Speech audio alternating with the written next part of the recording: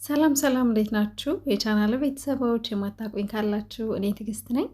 ከዚህ በፊት ደግሞ ቤተሰብ የሆናችሁ እንኳን በደህና ወደ ቻናሌ ተመልሳችሁ። እንግዲህ ከብዙ ጊዜ መጥፋት በኋላ ዛሬ ደግሞ ተመልሼ መጥቻለሁ ወደ እናንተ። እግዚአብሔር ይመስገን ከ3 ወር ስቃይ በኋላ ደስ ብሎኝ ወደ ራሴ ተመልሼ እንደገና ወደ እናንተ መጥቻለሁ ማለት ነው። በሰላም ደስ ብሎኝ መኖር ከጀመርኩ ደግሞ ዛሬ 8 ቀን ሆኖኛል። ደስ ብሎኛል እና በጣም ደስተኛ ነኝ ለማለት ፈልጌ ነው። ምክንያቱም ከዚህ በፊት የሰራሁላችሁ ቪዲዮ ላይ በጣም አዝኜ በጣም ከፍቶኝ ነበረ። እግዚአብሔር ደግሞ ያን ቀን አሳልፎኝ ከእንደገና ደስተኛ ሁኜ በሌላ ስራ ደስ በሚል ሁኔታ ሆኜ ደግሞ እንደገና ደስ ብሎኝ መጥቻለሁ ማለት ነው ቤተሰቦቼ። እንግዲህ ዛሬ ፀጉሬን 2 ቦታ ሰርቼው ረዥም ጊዜ ቆይቷል። ስለዚህ አሁን እሱን ፈትቼ ደግሞ ውህድ ምናምን ለመቀባት ታውቃላችሁ አሁን አይመቸኝም። ስለዚህ ለብቻ የምቀባው የፀጉር ቅባት አለ።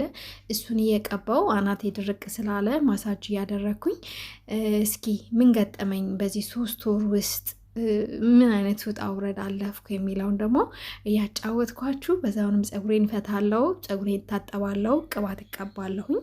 እንግዲህ ዛሬ ራሴን ወደ ራሴ ለመመለስ ዝግጁ ነኝ ማለት ነው። ወደ እናንተ መጥቻለሁኝ። እሺ እንግዲህ ታውቃላችሁ ከኢትዮጵያ ከወጣሁ አሁን 12 ሲመጣ 3 ወር ይሞላኛል ማለት ነው። ዛሬ ቀን ስንት ነው በኢትዮጵያ አላቅም፣ ግን ብቻ በ12 3ኛ ወሬን ይይዛለው ማለት ነው። እና ከመጣሁ በኋላ ደግሞ እንደ እድል ሆኖ ጥሩ ቤት አላጋጠመኝም ነበረ። በጣም በጣም በጣም አስቸጋሪ የሆነ ቤት ነበረ የገጠመኝ። ማለት አሁን ማውራት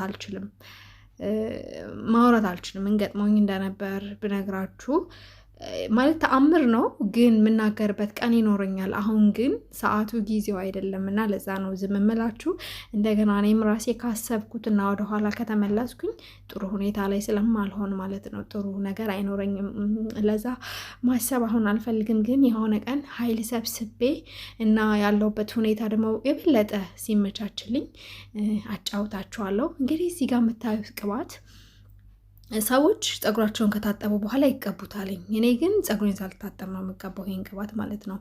ለፀጉር በጣም አሪፍ ነው ማሳጅ ለማድረግ ልክ እንደ ወይራ ዘይት ማለት ነው። በጣም አሪፍ ነው። እንደ ኦሊቭ ኦይል በጣም አሪፍ ነው። እኔ ግን ያው ሽታው በጣም ግንን ያለ ስለሆነ ከመታጠቤ በፊት ነው ተቀብቼ ማሳጅ አድርጌ እንደዚህ ውህድ የሌለኝ ቀን ነው ይህንን ቅባት የምቀባው እንጂ ውህድ ካለኝ አልቀባውም ማለት ነው። ግን የዚህ አይነት ሆኖ ደግሞ ሌላ አለ። የአልመንድ ቫቲካ ሆኖ ግን አልመንድ ነው እሱ። ሽታው በጣም ልስልስ ያለ ነው። እኔ የፀጉር ቅባት በጣም ገኖ ሲወጣ አልወድም። ይሄ እንዴት ልበላችሁ በጣም ትንሽ ሽታ ያለው ከሆነም እንጂ አልወድም። ግን ያለ ቅባት ማለት ነው። ለዛ የዚህ የራሱ ቫቲካ ሆኖ ግን በካስተር አለ። ስለዚህ እሱን ከታጠብኩ በኋላ ነው መቀባው። ይሄንን ደግሞ ሳልታጠብ መጀመሪያ ይሄን ቫቲካ ነው፣ ግን ይሄ በጣም ሽታው የገነነ ነውና ለማሳጅ ብቻ ነው የምጠቀመው እንደምታዩት ማለት ነው። ግን በጣም ፀጉራችሁ እንዳይነቃቀል ይረዳል፣ ፀጉራችሁ እንዲጠነክር ይረዳል። በጣም አሪፍ ነው፣ ተጠቀሙት። ከዛ ደግሞ በደንብ ማሳጅ አድርገዋለሁ። እንደምታዩት ፀጉሬ በጣም አድጓል። አላቅም እንደውም ኢትዮጵያ እያለው ተቆርጨዋለሁ። ብዙ ጊዜ ስተኮስ ሁሌም ፀጉሬን እያስቆረጥኩ ነበር የምተኮሰው፣ ጫፍጫፉን ማለት ነው። ይቆረጣል፣ በደንብ ይቆረጣል፣ ግን ያድጋል እና አሁንም ፀጉሬ አድጓል፣ በጣም አድጓል። እንደውም ሹሩባ ስለሆነ ከርል ጥቅልል ስላለ እንጂ ቁመቱ በጣም አድጓል። ብዛቱ ግን ትንሽ ቅንስ ብሎብኛል ይመስለኛል። ውሃውና ሙቀቱ ነው ወይ ደግሞ አየሩ ሲቀያየር ነው መሰለኝ ትንሽ ብዛቱ ቀንሷል እንጂ ከዛ ውጭ ፀጉሬ በጣም አሪፍ ላይ ነው ያለው አሁን፣ እግዚአብሔር ይመስገን። ቤተሰብ አሁን እዚህ ጋር ፀጉሬን ታጥቤ መጥቻለሁኝ። ማሳጅ ካረኩ በኋላ ቅባቱን በደንብ ከዛ በሻምፖ ታውቃላችሁ እኔ ኮንዲሽነር አልጠቀምም፣ ሻምፖ ብቻ ነው የምጠቀመው። ስለዚህ በሻምፖ በደንብ ታጥቤው መጥቻለሁ። ልስልስ ብሎልኛል እግዚአብሔር ይመስገን። አላስቸገረኝም ስታጠብ፣ ቶሎ ነው የተበጠረኝ። ፈርቼ ነበረ ተያይዞ ይሆን እንዴ ብዬ፣ ምክንያቱም ትንሽ ፀጉሬ ሁለት ቦታ ሰርቸው ቆይቶ ነበር። እንደነገርኳቸው አዲስ ስራ ስለሆነ የገባሁት ትኩረቴ ሁሉ ስራ ላይ ነው እንጂ ወደ ራሴ አልነበረም ማለት ነው።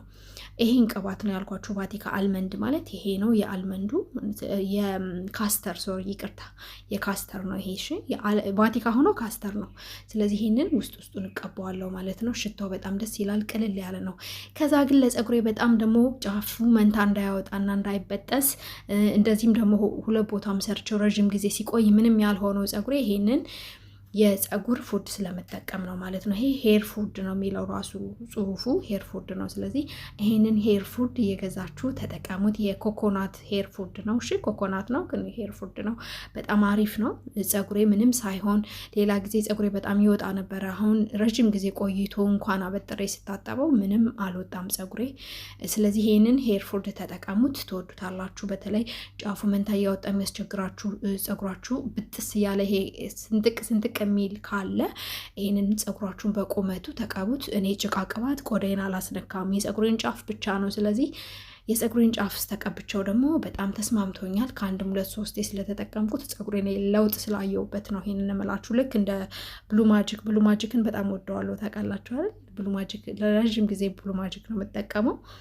አሁን ደግሞ ይሄንን ሄር ፉድ የኮኮናት ሄር ፉዱን እየተጠቀምኩ ነው። ስለዚህ ፀጉሬ ላይ ትልቅ ለውጥ አይቻለሁ።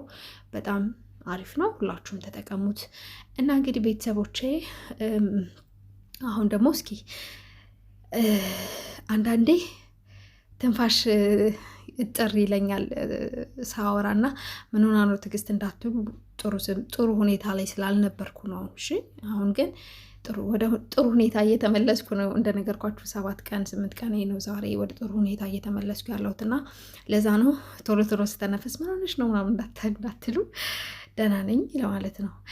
እና እንግዲህ ዱባይ ከመጣሁኝ እንደነገርኳችሁ በጣም ብዙ ውጣ ውረድ፣ በጣም ብዙ ቻሌንጅ፣ በጣም ብዙ ፈተና፣ በጣም ብዙ ከአይምሮ በላይ የሆነ ማለት ለሰው ልጅ ከአይምሮ በላይ የሆነ ፈተና ገጥሞኝ ነበረ። ግን አልፌዋለሁ፣ እግዚአብሔር ይመስገን። ፈጣሪ መድኃኔዓለም የድንግል ማርያም ልጅ እውነት እናቴ ከልቧ የምታምነው ቅዱስ ጊዮርጊስ አስወጥቶኛል፣ አስመልጦኛል፣ በደህና እንደገና እንደዚህ እንዳወራ አድርጎኛልና እግዚአብሔርን በጣም አድርጌ ነው ማመሰግነው።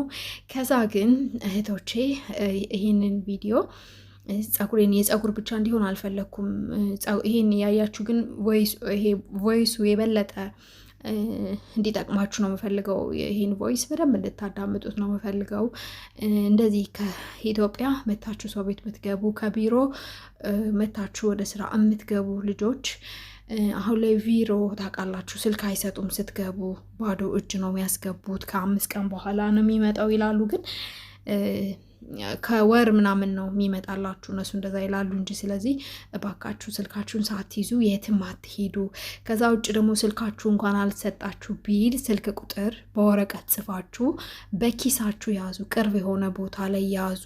በጡት ማሳዣችሁ ውስጥ ሊሆን ይችላል። ብቻ በሆነ ቦታ አዲስ ቦታ ስትሄዱ ስልክ ቁጥር የቤተሰብ፣ የፋሚሊ፣ የቢሮ ብቻ እናንተን የሚመለከተው ሰው ካለ የዛን ሰው ቁጥር በደንብ ጽፋችሁ ያዙ። ይሄንን ያዙ። ምክንያቱም እኔ የገጠመኝ ነገር ስላለ ነው ይሄንን ምላችሁ። እንደነገርኳችሁ አሁን ማሰብ አልፈልግም፣ ምክንያቱም አይምሮዬ ልክ ስለማይሆን ይሄን ሳወራ ይሄን ሳስብና ለዛ ነው። ግን ራሳችሁን ጠብቁ። አንዳንድ ጊዜ የሚታለፉ በትዕግስት የሚታለፉ ነገሮች አሉ፣ ደግሞ የማይታለፉም አሉ።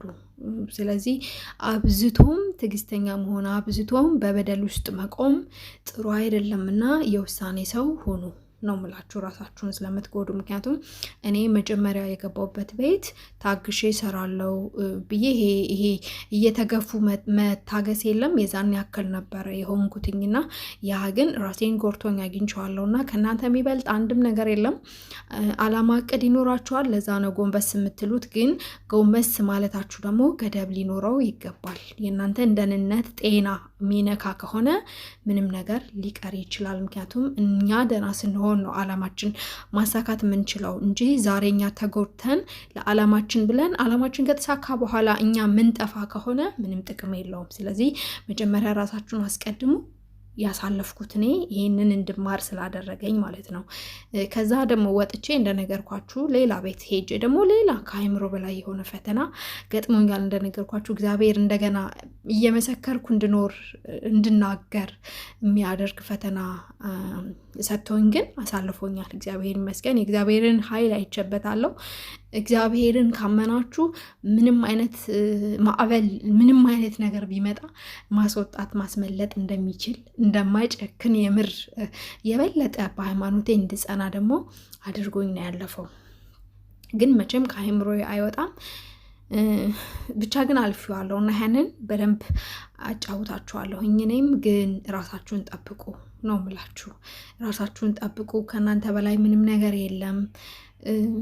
ስለዚህ ራሳችሁን ጠብቁ እና ይህንን ቪዲዮ እስከ መጨረሻው ድረስ ተከታተሉ። ሸር ላይክ አድርጉ። ለረጅም ጊዜ በቻናሌ ቪዲዮ አልለቀኩም እና ሰዓቱ ተነስቷል፣ ቪው በጣም ቀንሷል። ስለዚህ ቻናሌ ወደ ነበረበት እንዲመለስ ላይክ፣ ሼር፣ ሰብስክራይብ ያደረጋችሁ እንደገና እንደ አዲስ እንድታበረታቱኝ እፈልጋለሁ። ከዚህ በኋላ ደግሞ አልጠፋም እመጣለሁኝ። እግዚአብሔር ከዚህ አውጥቶኛልና ደስ እያለኝ ነው ከዚህ በኋላ መመጣው። ምንም አይነት ፈተና በህይወቴ ቢመጣ አልፈራም ከዚህ በኋላ፣ ምክንያቱም ያሳለፍኩት ከባዱ ስለነበረ ማለት ነው፣ የፈተና መጨረሻ ስለነበረ እና ተመስገን እና እመጣለሁኝ፣ አልጠፋም። ሁላችሁንም ወዳችኋለሁ። ይህን ቪዲዮ እስከ መጨረሻው ድረስ ተከታተሉ። ቻው።